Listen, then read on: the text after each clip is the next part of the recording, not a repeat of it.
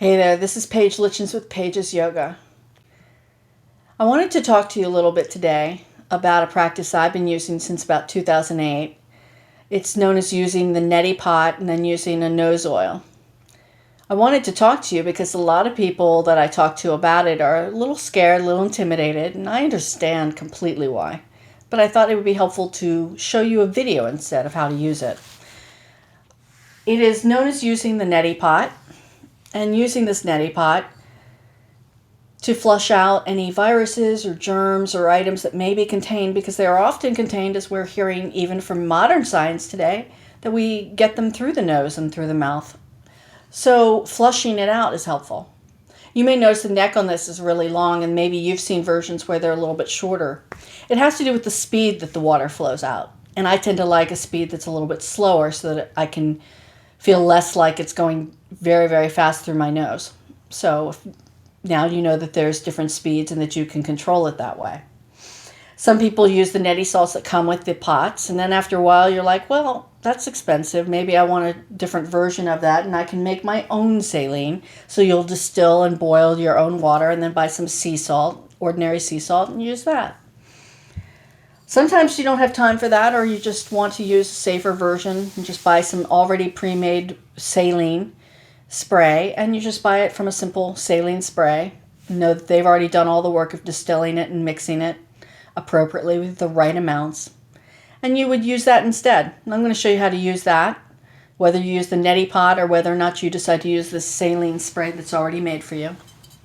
Normally I'd be over a sink. And in this case, I'm just going to use a bowl. I'm just having the bowl here. What happens in the nose is that way up in here, there's some holes in that in each side that allows for movement and flow. That it basically will allow for things to pass through. Now, sometimes it passes through back there underneath the eyes, into the ears, and down the throat. So for that reason, instead of like this spray and just spraying it back, and just letting it spray back and then pushing through those places where it just further goes down further into the body, I'm going to use it to flush out. So what happens is while I push the saline spray up one nostril, it's going to flow out the other nostril. Now it will do that because I'm also going to lean forward and to the side. So if you're watching me, I place it up one side. We're ready to watch it as I spray one side. It's going out the other nostril.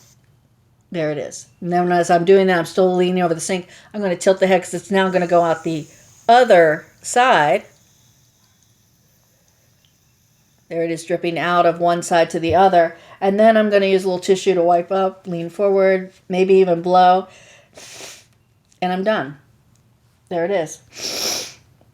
Yeah, I immediately notice how much clearer each side is. I have to do both sides. I can't just do the one because it will be really different from side to side which way it's flowing. I then finish it with a practice known as naysa oil. This is a specific Ayurvedic oil that you can find on the Banyan site. If you don't like this, you can use any sort of other moisturizer that's safe to be applied up into the nose. And then what I'm doing is I am moisturizing it. I'm keeping the nose moist because it gets dried out. Think about our heat and our systems, and even when you put the air conditioning systems on, how dried out the nose gets. And I want to keep it moist so that, again, it doesn't pick up so much.